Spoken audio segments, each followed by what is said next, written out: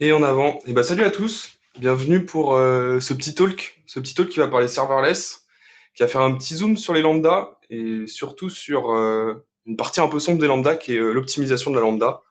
On n'y pense pas souvent, mais vous allez voir que bah, ça reste assez simple si on a les bons outils. Donc je vais essayer de vous présenter justement les bons outils. Alors, pour commencer, je vais essayer de vous présenter un peu un schéma que j'ai inventé, mais qui va vous sembler familier si vous venez du monde du DevOps.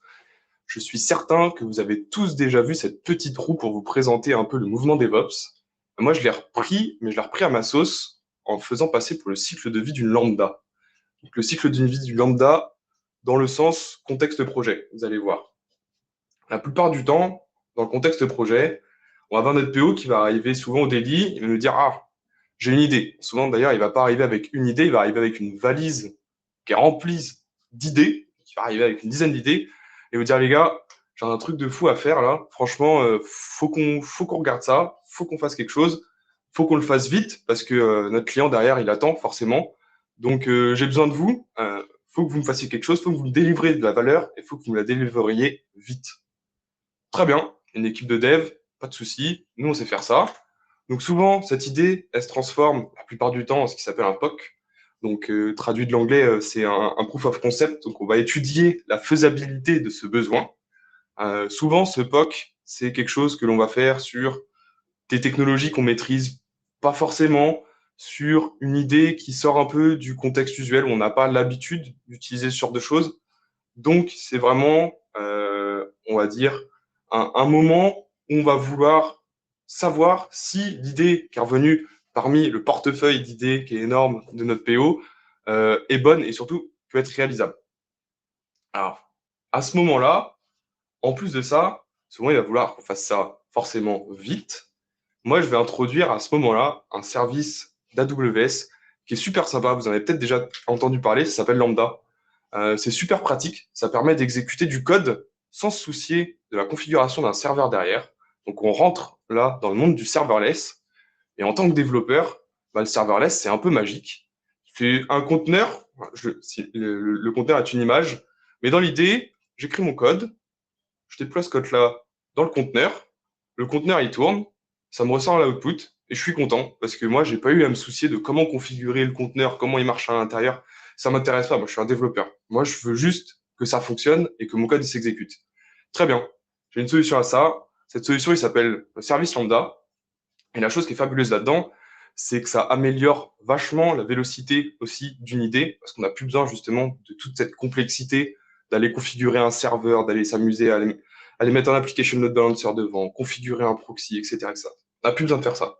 On s'enlève de cette idée-là et vraiment on fonce dans l'idée du POC et dans l'idée de délivrer de la valeur assez rapide.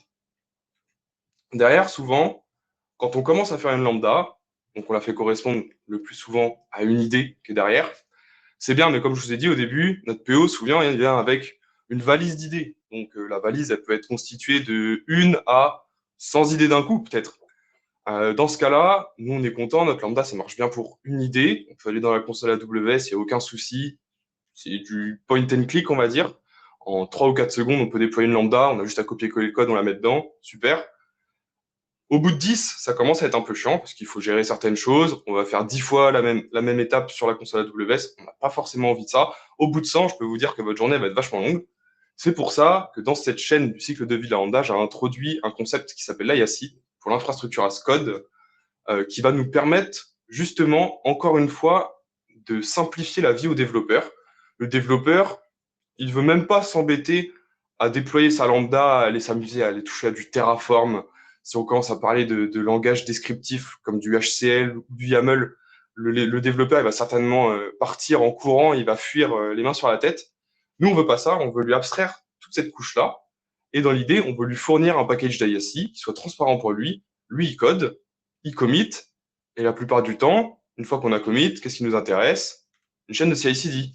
Forcément, si on a automatisé, entre guillemets, le déploiement de notre infrastructure au travers d'un langage infrastructure as code comme du Terraform, du CloudFormation, on a eu des présentations sur Pulumi aujourd'hui aussi. On aimerait bien que désormais le développeur il fait sa nouvelle feature, très bien, une nouvelle lambda. Lui, il commit, il push, et super, on a une chaîne de CI/CD qui, du début à la fin, elle va prendre le code, elle va le packager, que ce soit dans un fichier zip, elle va prendre les dépendances, les mettre dedans, que ce soit dans une image de conteneur, très bien. Pas de souci, le développeur, il s'en fout de ça. Il n'a pas envie de s'embêter avec ça. Lui, il commit, chaîne de CI/CD, super, ça arrive dans le cloud, c'est génial, tout est transparent pour lui, impec. Derrière, qu'est-ce qui se passe? La plupart du temps, notre POC, il arrive dans un premier temps sur un environnement local. On va pas se mouiller, on va essayer ça sur notre propre IDE. Derrière, il part certainement sur un environnement dev slash staging. Et la plupart du temps, finalement, notre idée qui est devenue un POC, qui est passée par la lambda, bah, elle se retrouve en production. C'est assez souvent ce qui va se passer, vous allez voir. Donc, cette lambda, elle a fait son petit chemin. Derrière, en général, ceinture bretelle, quand on est aux productions, on a bien monitoré la chose. La plupart du temps, à ce moment-là, on va vouloir rajouter un système de logging, on va peut-être vouloir avoir des métriques, etc. C'est toujours important de savoir si sa lambda, elle se comporte bien, que ce soit d'ailleurs sur un environnement de production comme un environnement de développement au staging. C'est toujours important de savoir si notre environnement de dev, il est cassé ou pas, parce que si on met en prod quelque chose qui est cassé, forcément, ça va mal se passer.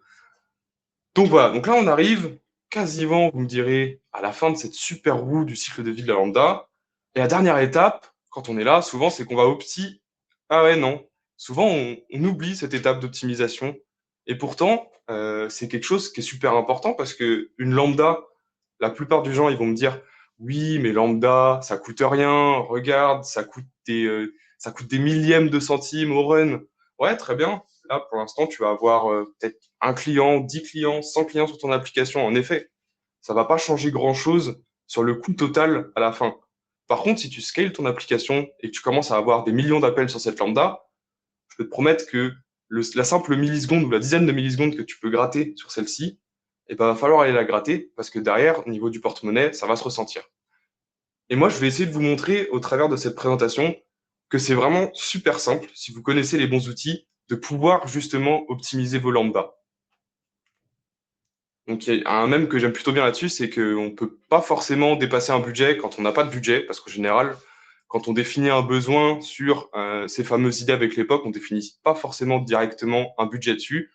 Et vu que la lambda, ça coûte pas cher, c'est pas comme si on allait déployer une instance EC2, une G4DN 16X large, par exemple, qui là, elle va coûter 16 dollars à l'heure. La lambda va coûter des millièmes de centimes à l'exécution. Il n'y a pas de souci là-dessus, on s'en rend pas compte. Donc, le budget, il n'est pas défini pour cette tâche-là. Très bien, on avance. Donc, pour essayer de vous teaser un peu, le résultat final de cette présentation, ça va ressembler à quelque chose comme ça.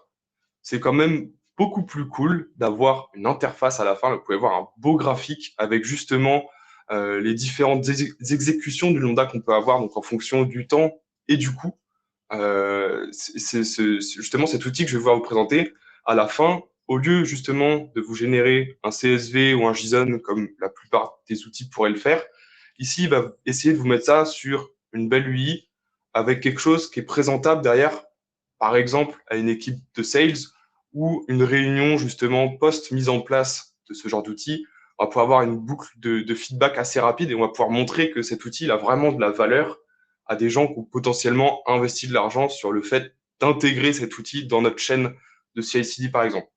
Donc c'est vraiment une UI qui est super, c'est super simple d'utilisation, de déploiement. Vous allez voir, vous êtes quasiment expert de cet outil à la fin de cette présentation, je vous l'assure. Du coup, voilà, c'était une petite introduction de ce sujet. Maintenant, je vais essayer de m'introduire moi, sans jeu de mots. Du coup, je m'appelle Sébastien Napoléon. Je suis Cloud and DevOps consultant à Ipon Technologies. Donc, ça fait à peu près 1 an et demi maintenant que j'ai commencé ma petite vie dans le cloud. Comme vous pouvez le voir, j'ai mis les deux pieds, même l'ensemble de mon corps, directement dans la AWS. Je me suis spécialisé dans la AWS en passant quelques certifs, la SA et la SAP. Euh, Encore plus que les certifs, ce qui m'a aussi beaucoup intéressé, c'est la partie communauté, la partie justement pouvoir partager mes connaissances. Ça fait maintenant 6 ou 9 mois, je ne sais plus, que je suis AWS Community Builder, qui est un programme qui a été créé par AWS pour permettre aux gens qui aiment parler des sujets justement autour d'AWS de pouvoir un peu plus rayonner et parler avec des experts. Et à côté de ça aussi, j'ai quelques notions sur du Kubernetes et du Terraform. À côté de ça, parce que je ne suis pas que un fan de tech, j'ai aussi des passions dans la vie. Mes passions dans la vie sont les chaussures, comme vous pouvez le voir à gauche. Donc j'ai tout un mur de sneakers qui est juste ici, vous ne le voyez pas sur l'angle de la caméra. Et aussi la moto. Voilà, c'est le nouveau joujou que je viens tout juste d'acheter, une belle Aprilia RS660. Donc voilà pour mes passions à côté forcément de la tech et du cloud AWS. Maintenant, je vais essayer de vous parler un peu plus de ce programme après avoir introduit le sujet et avoir parlé un peu de moi quand même. Dans un premier temps, je vais essayer d'introduire un peu de contexte parce que toutes les personnes qui sont là sont peut-être pas forcément au courant de ce que c'est une lambda, par exemple. Ils sont peut-être pas forcément au courant de ce qu'est une step function. C'est pas super important, mais ça a quand même du sens dans cette présentation de savoir ce que c'est une step function et surtout une lambda parce que forcément, si on veut les optimiser, on est censé savoir ce que c'est. Derrière, je vais essayer de vous montrer un peu le chemin plus ou moins ce que j'appelle basique, donc une optimisation basique sur une lambda, quelque chose que n'importe qui pourra penser. Derrière, je vais faire le parallèle justement pour vous présenter ce nouvel outil qui s'appelle AWS Lambda Power Tuning. À la fin, j'aimerais bien quand même faire une petite démonstration. C'est toujours cool d'optimiser une petite fonction en live. Je vais vous montrer à quel point, donc du déploiement de l'outil jusqu'à justement avoir cette super UI sur une fonction. Je vais vous montrer que c'est vraiment super facile à avoir. Et à la fin, si vous voulez bien, on va conclure ensemble.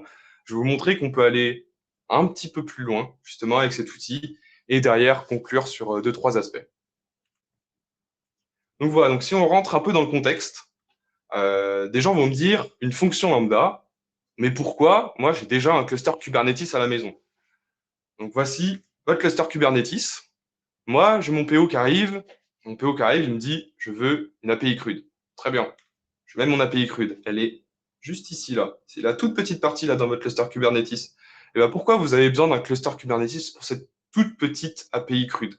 C'est ici que je vais essayer de faire rentrer en sorte cette fameuse lambda qui va être beaucoup plus petite et facile d'utilisation que de devoir déployer un monstre. Qui plus est, par exemple, un cluster Kubernetes, mais il peut y avoir d'autres choses. Hein. On peut aussi déployer une EC2, par exemple, pour répondre à ce besoin. Mais je vais vous montrer qu'il est beaucoup plus facile de déployer une lambda plutôt que d'avoir un cluster Kubernetes. Donc voilà, une fonction lambda, ce qu'il faut savoir, c'est justement, c'est pas ça. C'est pas cette grosse usine à gaz.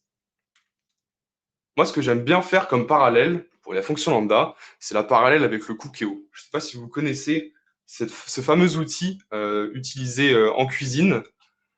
Et ben pour moi, c'est la même chose. On peut même l'étendre au monde du serverless globalement. Cette fonction lambda, c'est un cookéo, c'est-à-dire que c'est un réceptacle. Dans ce réceptacle, on va mettre du code. Donc, si on fait le parallèle avec le cookéo, on va ouvrir le cookéo, on va mettre du riz dedans, rajouter de l'eau, très bien. Nous, on va mettre du code dans la lambda. On ferme le couvercle, impeccable, super. Là, on voit qu'il y a un petit écran sur le cookéo, justement, on va choisir, on va paramétrer un peu la cuisson. Donc, on va se dire, pour mon riz, c'est 7 minutes, cuisson sous pression, super, impec.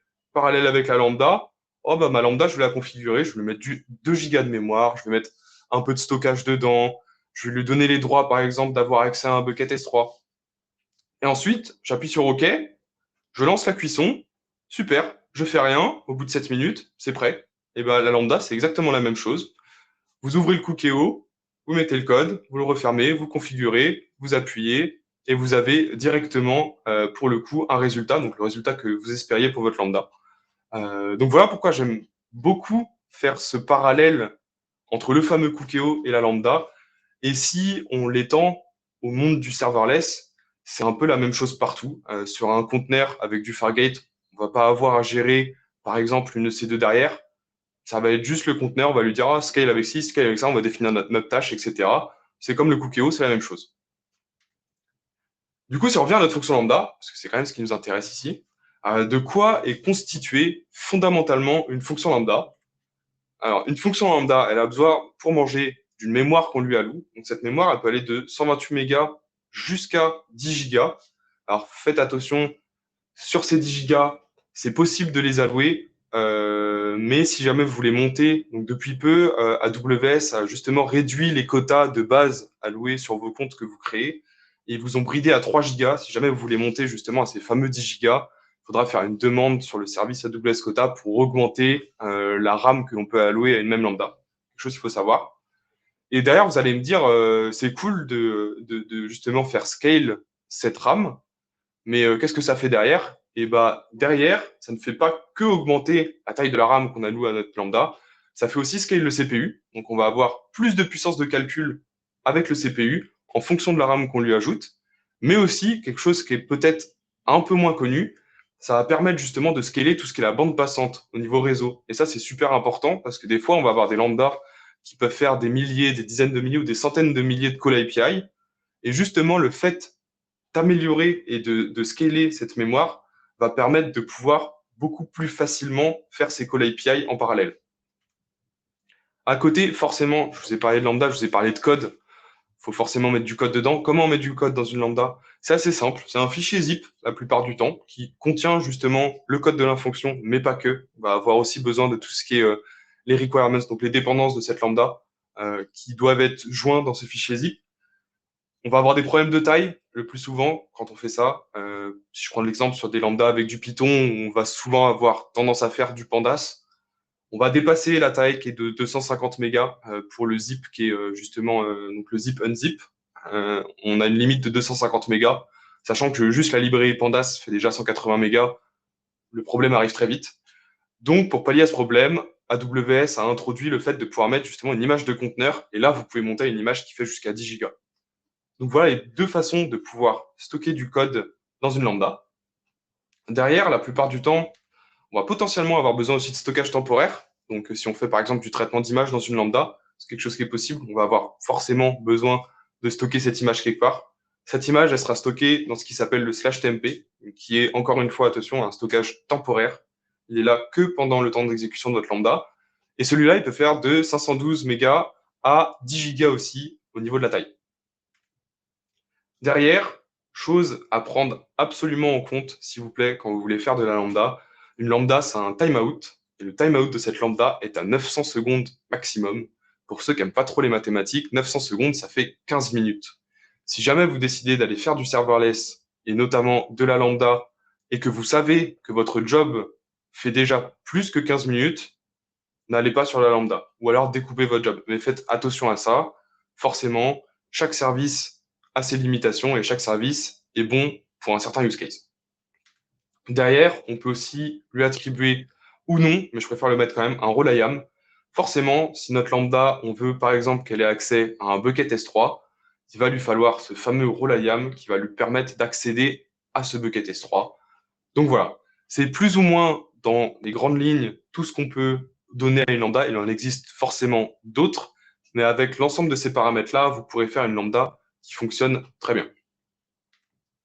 Derrière, je voulais quand même dire, faites attention, je vous ai déjà un peu briefé auparavant sur ce fameux temps d'exécution de la lambda qui est de 15 minutes maximum.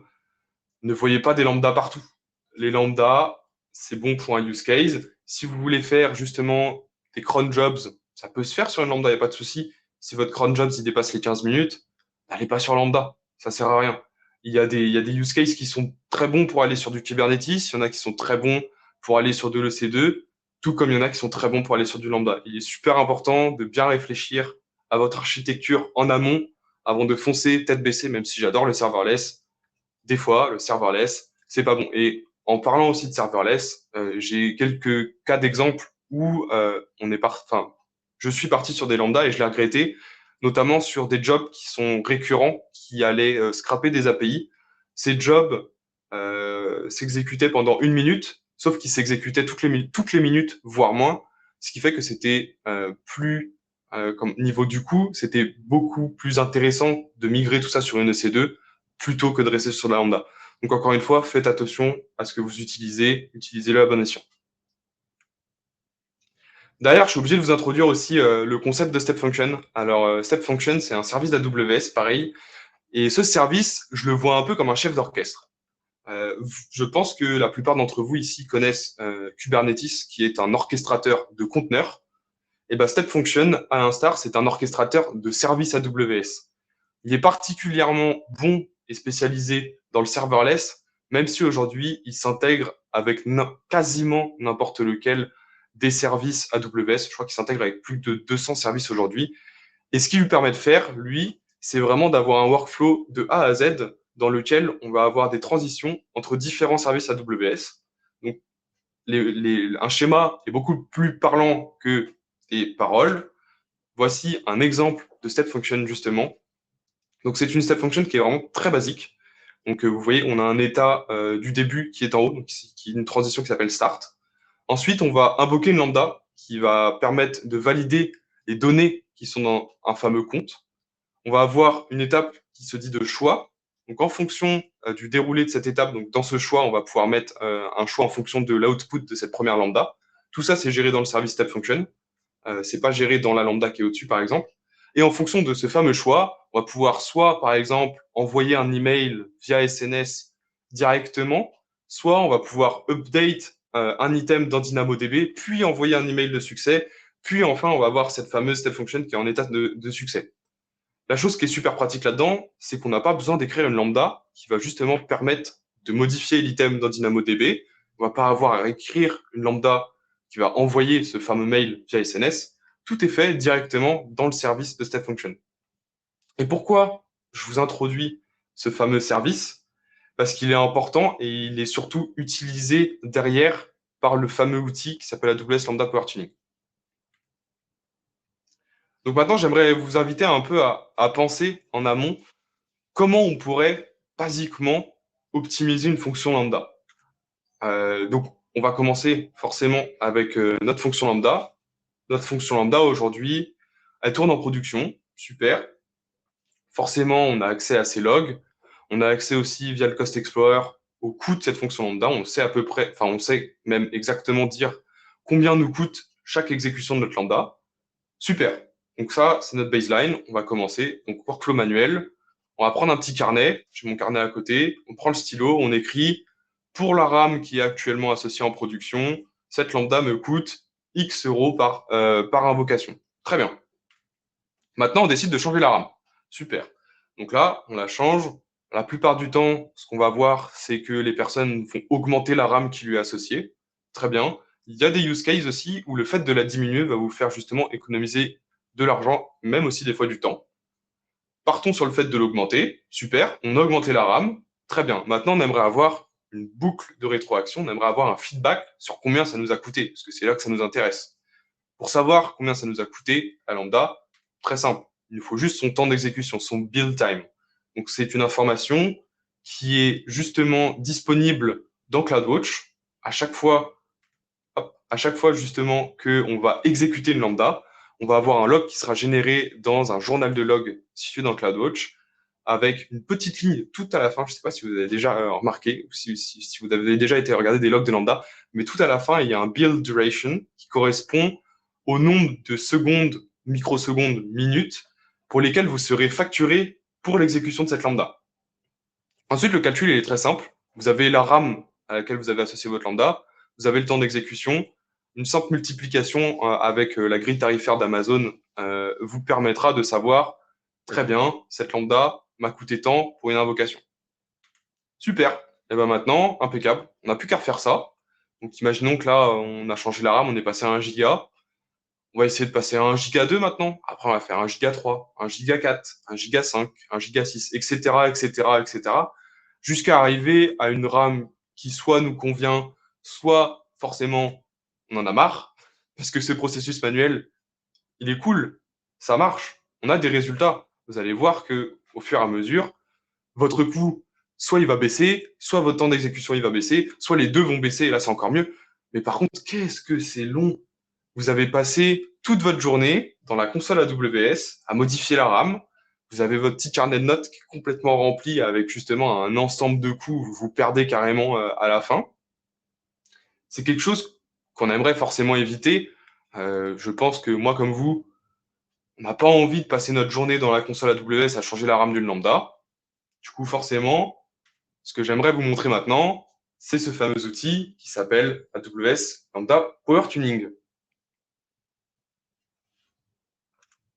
Alors cet outil, présentons-le. Déjà pour savoir, première chose, c'est un outil qui est open source. J'ai mis le lien du GitHub juste en haut. On peut voir sur la gauche la tête que peut avoir la step function, qui est justement déployée par cet outil sur votre compte AWS. Donc c'est un truc très simple, hein. Il prend les configurations en fonction des paramètres.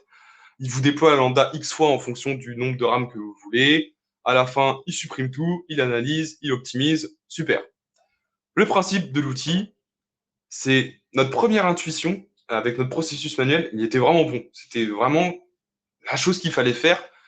Mais comme bon DevOps, on veut automatiser les choses. Donc là, on va reprendre ce processus manuel, on va le reprendre en mieux et on va l'optimiser. Quoi de mieux pour orchestrer justement un ensemble de fonctions lambda qui s'appellent les unes après les autres, pardon, que d'utiliser step function comme je vous l'ai montré précédemment. Donc là, hop, on met une petite poutre de step function au-dessus, super. Derrière, on va avoir dans l'outil une personnalisation des paramètres d'optimisation qui est vraiment super pratique. Je vais vous présenter les paramètres les plus importants juste après, et vous allez voir qu'on peut vraiment faire ce qui s'appelle du fine-tuning sur l'optimisation de la lambda. Encore une fois, je vous l'ai montré au début, on a une super UI qui va nous permettre justement de visualiser nos résultats et de ne pas avoir un CSV qui est indigeste et après de devoir nous-mêmes regarder dans le CSV, faire peut-être des extractions avec des scripts Python qui nous permettent d'avoir un résultat, etc. On ne veut pas s'embêter à ça. Ici, on a une super UI qui va nous le permettre. C'est trop cool. Dernier point, et ça, c'est quelque chose qui est super sympa. On peut intégrer cet outil directement dans une chaîne de CI/CD. Et là, vous allez me dire, c'est le must du must de l'optimisation parce qu'on va automatiser l'optimisation de nos fonctions lambda directement dans une chaîne de CI/CD. On verra à la fin, dans la conclusion, que ça peut être bien, qu'il faut faire attention à certaines choses, mais dans l'idée, c'est quelque chose qui est super cool. Donc justement, ces fameux paramètres d'entrée. Donc ici, je vais vous présenter 8 paramètres. Donc il faut savoir qu'il y en a une pâtée, il y en a plus d'une dizaine ou d'une vingtaine de différents paramètres. Ici, je vous ai vraiment pris ce qui était intéressant et qui allait parler facilement. En premier lieu, forcément, l'ARN de la lambda. Si vous voulez optimiser quelque chose, il va vous falloir l'ARN de ce quelque chose. Donc notez-le quelque part. Derrière, on va avoir un super paramètre qui s'appelle Power Values. Ce Power Values, il correspond directement. Donc, c'est un tableau, je ne l'ai pas mis, mais c'est un tableau. C'est un tableau de RAM qui va vous permettre de spécifier quelle RAM vous voulez tester lors de votre optimisation de la lambda. Donc, vous avez l'ARN de la lambda en haut et en dessous, vous avez un tableau avec l'ensemble des différentes valeurs de RAM que vous voulez tester. Super. Maintenant, on passe à un fameux paramètre qui s'appelle num, donc 3 lettres. Et pourtant, je pense que c'est l'un des plus importants en termes d'efficacité de votre optimisation. C'est celui qui va être le plus important. Donc, celui qui s'appelle num, c'est le nombre d'itérations qu'il va faire pour chaque RAM que vous allez vouloir tester. Il va faire un nombre d'itérations sur cette RAM que vous allez définir. Par défaut, c'est 10. Le minimum, c'est 5. Et le maximum, je ne me souviens pas d'avoir vu de maximum, mais il doit y en avoir un, je pense. Et ça va justement vous permettre de lisser quelque chose dont on n'avait pas parlé avant, parce que j'ai pas voulu vous induire de biais dans l'optimisation, dans le processus manuel. Mais quand on fait de la lambda, il y a quelque chose qui s'appelle, par exemple, le call start. Ce call start, on va essayer de le mitiger, forcément, quand on va vouloir l'optimiser, parce que ce call start, il arrive une fois toutes les X minutes si notre lambda n'est pas utilisé. À côté de ça, dans notre lambda, on a peut-être des perturbations externes. On peut avoir des call API qui vont aller directement vers des API externes. On peut avoir, je ne sais pas, une erreur dans notre code. C'est des choses qui peuvent arriver. Très bien. Mais ces choses-là, on veut les lisser et on va les lisser justement avec ce paramètre qui s'appelle num, correspondant au nombre d'itérations qu'on veut faire pour chaque mémoire. Un autre qui est l'auto-optimize, super important, surtout si vous voulez l'intégrer justement dans une chaîne de CI/CD. Il va vous permettre d'appliquer le résultat de l'outil. Donc, à la fin de l'outil, il vous dira cette mémoire-là est optimale pour vous. Le auto-optimize va vous permettre d'appliquer directement cette configuration dans votre lambda. Le parallel invocation, je l'ai mis à 4 sur 5 au niveau d'utilité parce que c'est super de pouvoir lancer donc l'ensemble de ces optimisations en parallèle. Ça accélère le processus vraiment beaucoup, surtout quand vous avez un nombre d'itérations pour chaque RAM qui est important. Si vous commencez à faire 100 itérations sur 10 rames différentes, ça fait 1000 lambdas qui sont lancés. 1000 lambdas qui peuvent être lancés en parallèle. Attention, ça devrait lever des red flags chez vous. Faites très attention aussi avec ce parallel invocation. Si jamais vous le mettez et que vous avez, par exemple, 1000 lambdas qui sont lancés en parallèle, vous avez ce qui s'appelle un concurrency invocation pool dans AWS, qui est une sorte de quota qui est partagé par l'ensemble enfin, sur votre compte AWS, c'est un quota qui est partagé par l'ensemble des lambdas qui va vous dire vous ne pouvez pas avoir plus de 1000 lambdas qui s'exécutent en parallèle. Si vous lancez cette optimisation en production, par exemple, et que vous avez 1000 lambdas en parallèle, votre API qui est en production derrière et qui, elle, va avoir besoin justement d'avoir une lambda qui est exécutée, elle va aller essayer de piocher dans ce concurrency pool. Elle va pas pouvoir parce que tout est occupé justement par l'optimisation. Donc faites très attention à ce petit paramètre-là, il est important. Derrière la stratégie d'optimisation, donc la stratégie, elle se base sur deux métriques, le coût et le temps.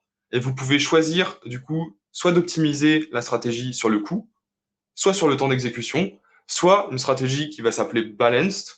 Donc ce balanced, il va justement pouvoir être choisi avec le paramètre qui est juste en dessous qui s'appelle le balanced weight, qui va vous permettre d'avoir un curseur entre je veux plus optimiser le coût à 80% et avoir seulement 20% d'optimisation au niveau du temps. Donc ce petit curseur, vous allez pouvoir le déplacer. Donc c'est quelque chose qui donc c'est une valeur qui est entre 0 et 1. Et derrière, forcément, si vous voulez tester votre lambda, vous voulez peut-être la tester avec un payload en entrée, donc un fichier JSON par exemple, ou juste un payload. Il y a la possibilité d'avoir un payload S3 aussi, parce qu'on est très vite limité avec la lambda sur la taille du payload qu'elle peut recevoir en entrée. Une façon de bypass justement cette taille maximale et d'utiliser le fameux payload S3. Donc j'aimerais vous introduire aussi cet autre outil qui est en réalité une surcouche du premier. Ils se sont rendus compte que AWS Lambda Power Tuning, mettre les mains dans une step function, c'était pas super finalement. Enfin, c'était pas super. C'est bien, mais ça fait rentrer du technique parce que vous allez le voir, je vais vous le montrer après. Je vais pas déployer cet outil-là, mais rentrer dans la step function, ça fait manipuler du JSON, ça fait aller dans la console AWS. Des fois, on n'a pas envie de ça. Ils ont justement développé cet outil qui est open source, qui s'appelle AWS Power Tuner UI, et qui permet, lui, d'avoir une interface très simple au-dessus pour renseigner tous les paramètres que je vous ai présentés auparavant, et pour lancer directement l'optimisation et avoir le résultat directement dans cette UI. Donc là, on ne voit même pas l'appel à la step function derrière. Il y a bien une step function qui est appelée derrière, mais ça vous rend tout ça vraiment transparent. Et en termes d'UX ou d'expérience utilisateur, c'est super bien pour un développeur parce qu'il n'a pas besoin d'aller dans la console AWS. Donc voilà pourquoi je voulais introduire cet outil qui me semble plutôt pertinent. Donc voilà, pour la présentation des résultats de l'outil, on va voir que pour une fonction lambda donnée, il va nous sortir deux courbes. La première qui s'appelle l'execution time, donc on peut la voir ici. Donc ça va être le temps ici en fonction de la RAM qu'on lui associe. Donc on peut voir qu'ici on a 128, 256, 512. Et en parallèle, on aura le coût de celle-ci, qui est encore une fois relatif à la RAM associée. Et on va pouvoir superposer ces deux courbes pour ensuite prendre notre décision. On a des petites métriques sur la droite aussi avec le meilleur coût, le meilleur temps et forcément le pire coût et le pire temps. Ok, super. Maintenant, je vais vous montrer les modes justement de déploiement de cet outil. Donc, il en existe 6. Le premier qui se base sur SAR, qui est le Serverless Application Repository, donc qui est forcément bindé sur AWS, qui vous permet d'aller chercher des applications serverless sur un repository et avec du one-click, le déployer directement sur votre compte AWS. C'est super pratique. C'est celui que je vais notamment utiliser pour la démo que je vais vous faire juste après. Il est aussi possible de déployer l'outil directement via le déploiement de AWS Power Tuner UI, puisqu'il embarque lui-même l'outil AWS Lambda Power Tuning, pardon. Et derrière, ce qu'il faut savoir, c'est que ça utilise du CDK, donc il faut être un peu à l'aise avec CDK et avoir AWS de setup sur sa machine. Pareil, si on veut utiliser des outils AWS, on va avoir du SAM CLI, du CDK natif aussi. On peut aussi utiliser du Terraform et on peut même utiliser du Terraform avec SAR. Donc, on va pouvoir récupérer l'identifiant de cette fameuse brique qui est dans le Serverless Application Repository et le déployer directement via Terraform si on veut ne pas avoir à faire des actions manuelles sur la console et avoir quelque chose de versionné. C'est tout à fait possible. Et encore mieux, on peut avoir aussi du Terraform totalement natif. Alors, vous me direz pourquoi avoir du Terraform natif? et ben, c'est super pratique. Moi, je me suis déjà retrouvé en mission et à avoir à déployer justement ce fameux outil, sauf que le Serverless Application Repository était bloqué. On n'avait pas le droit de faire du SAMCLI, on n'avait pas le droit de faire du CDK, on avait le droit du Terraform, et bah super, ils nous fournissent tout le code Terraform qui permet de déployer ça sur notre compte. Donc c'est vraiment pratique. Donc il est temps maintenant de vous montrer ça, donc au travers d'une petite démo. Donc donc ça c'est le fameux AWS Lambda Power Tuning qui est sur le SAR, donc le Serverless Repository. Si vous voulez le trouver, hop là, si on fait SAR AWS Lambda Power Tuning, vous allez voir que c'est le premier lien qui tombe juste ici. On clique dessus et nous y voilà. Donc quand je vous disais que c'était du one-click deploy, je vais pas vous mentir. Donc je suis déjà au préalable, je me suis connecté à mon compte AWS Ipon pour ne pas avoir ici à devoir me connecter quand j'appuie sur deploy. Je clique sur déployer. Je suis envoyé directement sur ma région, donc on va déployer ça en Irlande. Donc, vous voyez, on arrive ici sur une page qui est située dans le Lambda Application. Et ici, on va revoir ce qu'on veut déployer. Tout un tas de settings, je ne passerai pas dessus, c'est pas forcément important. Si jamais vous voulez des informations dessus, il y a une doc qui est bien faite. J'acknowledge, oui, ça va créer des rôles IAM, pas de souci. On clique sur Deploy. Là, vous allez me dire, qu'est-ce qui se passe derrière? Eh ben, ce qui se passe derrière et qu'on ne voit pas là, c'est qu'on va avoir une petite stack CloudFormation qui va être créée. Donc, ça prend un petit peu de temps à se créer ici. Et logiquement, on va devoir bientôt pouvoir voir ici quelque chose qui va se passer en attendant que ça se passe. Juste regarder si ma stack CloudFormation est créée. Pas encore. Très bien. Je vais vous présenter déjà les lambdas que j'aimerais optimiser, parce que forcément, qui dit optimisation de code dit je veux optimiser quelque chose. Ici, on va s'attaquer à du Fibonacci. En fait, j'avais un problème en faisant cette conférence, c'est que je ne savais pas quoi optimiser, je ne savais pas sur quoi partir. J'ai posé une question très simple à ChatGPT. Quel est le use case le plus convaincant sur l'optimisation d'une fonction lambda en faisant augmenter la RAM? Qu'est-ce qui va être la fonction la plus pertinente? Il m'a sorti Fibonacci. Super. De ça, j'en ai sorti deux use cases. Un premier use case qui s'appelle MyOptimizable Lambda, avec le code le plus bateau pour faire du Fibonacci. Je ne suis pas un super dev, mais ça marche. Et derrière, on m'a fait une très bonne remarque. On m'a fait, tu as une façon beaucoup plus optimisée de faire du Fibonacci. Donc j'ai voulu aussi vous montrer au travers de ça que l'optimisation du lambda, ça passe pas que par des outils et par du fine-tuning de paramètres, ajouter de la RAM.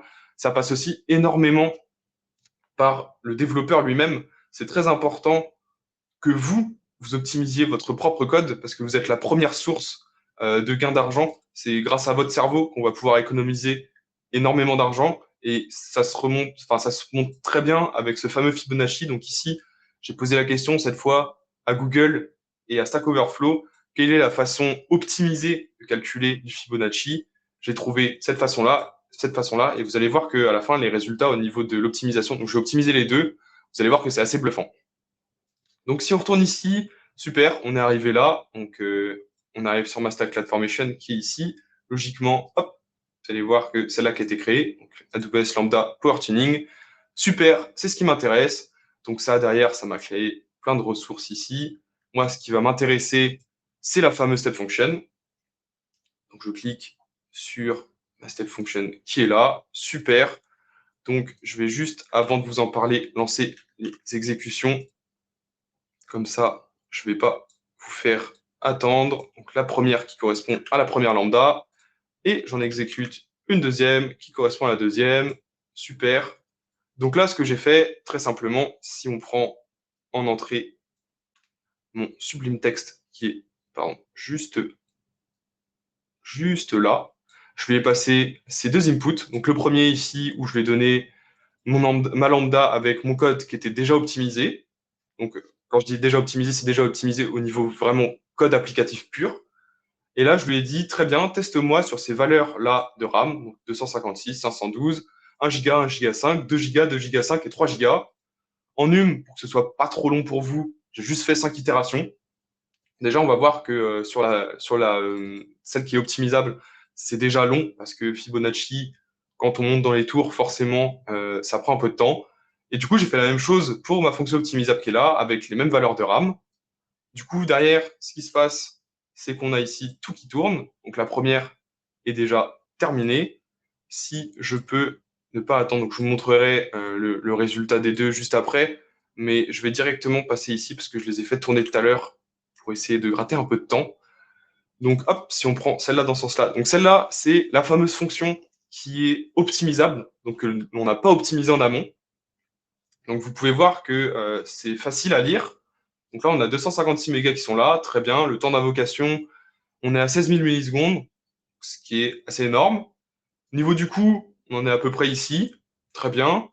Là, on voit déjà, si on double la RAM, on divise à peu près le temps d'exécution par deux.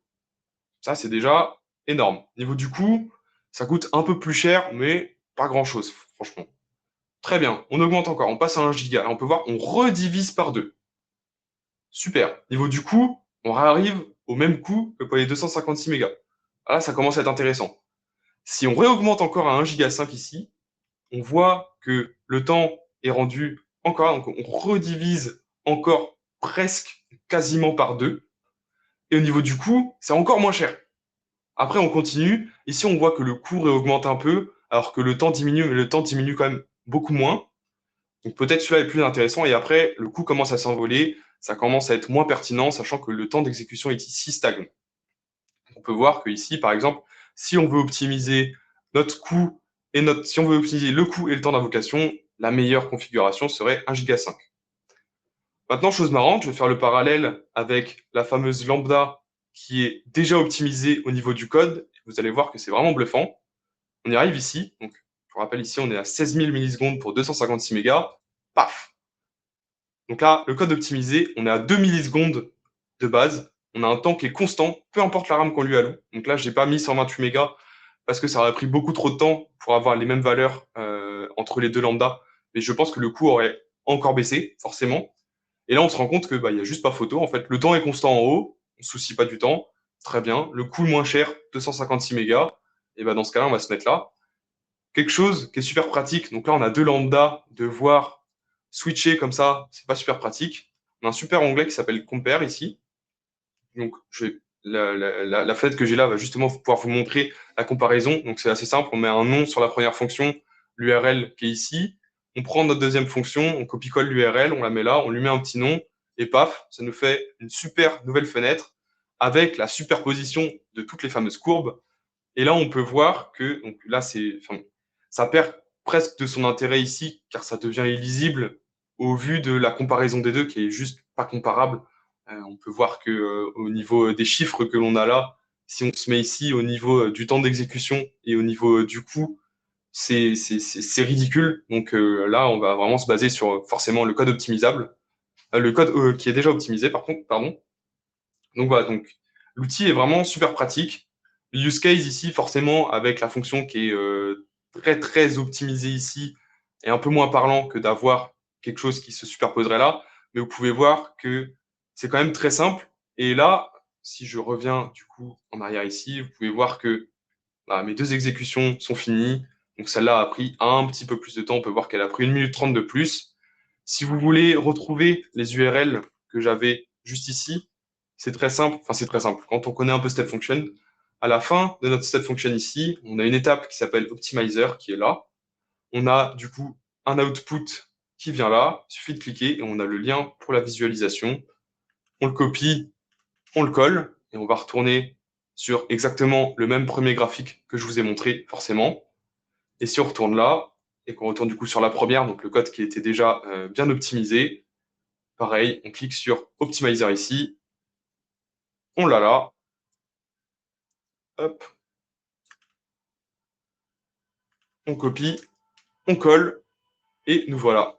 Donc là, on peut voir que ça là a même été encore plus rapide, avec un temps d'exécution pareil qui nous remonte les mêmes choses. Si je reviens du coup à la petite présentation, donc pour conclure un peu ensemble, chose importante, encore une fois, c'est bien d'optimiser une lambda, c'est cool de vouloir optimiser la RAM qu'on lui associe, vouloir lui optimiser les coûts. Dans un premier temps, allez voir les devs, ou si vous êtes un dev, regardez vous-même le code, voir s'il n'est pas possible de faire vous-même des optimisations. Parce que, comme on a pu le voir, on est passé d'une lambda, enfin, on a gagné, je connais plus les chiffres, je les avais à un moment, c'est 4000% de temps d'exécution qu'on a gagné entre les deux lambdas, entre le Fibonacci optimisé, le Fibonacci non optimisé. Donc, des fois, des toutes petites actions dans le code vont vraiment vous permettre ici d'économiser. Si on met ça à l'échelle d'une entreprise où cette lambda elle est appelée des millions, voire des milliards de fois, on parle ici de centaines de milliers, voire de millions d'euros qu'on peut économiser juste avec cette petite ligne de code. Donc, vous êtes les premiers maîtres de cette optimisation de code au travers du code que vous produisez. À côté de ça, moi, ce que je trouve intéressant avec cet outil, c'est qu'on peut très bien le trigger manuellement. Donc, on peut l'utiliser manuellement sur des lambdas que moi, je considère intéressantes. Ce que j'ai remarqué, c'est que souvent, dans la façon dont on déploie des lambdas et dans la façon dont on utilise des lambdas, on a une certaine récurrence dans la consommation de celle-ci. Donc, quand je parle de consommation, ça va être temps d'exécution slash RAM. On a une récurrence qui arrive. Souvent, on a des API crudes qui vont aller, par exemple, regarder dans du DynamoDB, peut-être update un item. Le temps, en fait, il va être linéaire. Ça va tout le temps être le même. Le coût, il va être aussi linéaire. Donc, en fait, vous avez juste à en optimiser une et vous avez ensuite votre template pour l'ensemble de vos API crudes qui suivent cette même utilisation des ressources AWS. Ce qu'on retrouve par contre plus souvent, enfin, moi ce que j'ai remarqué, c'est que 5 à 10% des lambdas que vous avez déployés, ça représente potentiellement 60 à 70% du budget total, parce que souvent vous avez déployé des petits mastodontes qui font plein de choses. Donc là, il est très intéressant de faire tourner justement cet outil sur ces lambdas pour économiser de l'argent. Et attention encore une fois à ne pas tomber dans ce que j'appelle la super-optimisation. Il n'est pas intéressant de faire tourner cet outil tout le temps si le développeur a rajouté une ligne de log parce qu'il veut avoir un peu plus de contexte où il est en train de débugger sa fonction lambda. On n'a pas envie de faire tourner cet outil et de mettre à jour la RAM. Enfin, c'est inutile. On va dépenser de l'argent parce que forcément, faire tourner cet outil, ça coûte de l'argent. Et en fait, on ne va rien y gagner parce que forcément, une ligne de log ne va pas impacter le temps d'exécution de notre lambda. La fameuse intégration dans cette chaîne de CI/CD, j'ai mis attention au drift parce que forcément, on a de l'infrastructure as code, on a de la CI/CD. Si jamais vous introduisez le fait de modifier votre lambda à chaud avec l'outil, très bien, il va le modifier. Par contre, votre prochaine CI/CD, le code qui sera en infrastructure as code n'aura pas été mis à jour. Là, vous allez avoir un problème. Ce problème, il s'appelle le drift. Et vu qu'il y a un drift, votre outil d'infra as code, il va se dire, ah, là, c'est pas la bonne mémoire qui est configurée. Je vais du coup appliquer celle qui est dans mon code et je vais écraser tout ce que j'avais fait du coup au niveau de mon optimisation. Et c'est dommage, parce que là, on a perdu de l'argent, on a perdu plein de choses, c'est dommage. Faites attention à ça, il y a des mécanismes que vous pouvez mettre en place, vous pouvez très bien intégrer cet outil, faire en sorte qu'il commit lui-même dans votre infra as code le changement pour ne plus créer de drift. Et la chose qui est cool, c'est que du coup, quand vous avez ça dans une chaîne de CI/CD, eh ben vous avez automatisé le fait d'automatiser l'optimisation de vos lambdas. Et là, on arrive à un niveau justement de philosophie DevOps que je trouve super intéressant parce que c'est quelque chose qui personnellement je trouve super cool. Pour conclure, faites attention, faut prendre en compte un peu le coût de chaque exécution parce que forcément vous faites tourner de la lambda. La lambda, ça a un coût. Si vous la faites tourner 1000 fois ou 10 000 fois en fonction du nombre d'itérations sur chaque RAM, ça va vous coûter de l'argent en fonction du temps d'exécution à la base de la lambda. Petit coup là-dessus, faites gaffe. Comme j'ai dit, la prise en main de l'outil, vous avez pu le voir, je l'ai déployé en un claquement de doigts, c'était disponible. On va dans la step function, on met nos paramètres, super, ça marche, on a le résultat top. Donc vraiment, c'est super rapide et le déploiement sur catalogue, c'est un truc de fou furieux. Moi, je trouve ça trop cool. Je vous remercie du coup pour m'avoir écouté. J'espère que je vous ai donné envie d'optimiser vos lambdas. En tout cas, c'est quelque chose qui est vraiment facile et j'espère que vous allez pouvoir vous faire la main sur cet outil. Je voulais remercier les sponsors et aussi obligatoirement effectivement vous. J'ai mis le petit QR code si jamais vous voulez laisser un petit avis sur cette conférence. Et si vous avez des questions, n'hésitez pas. Et je vois que je suis à 40 minutes 40, c'est tout pile.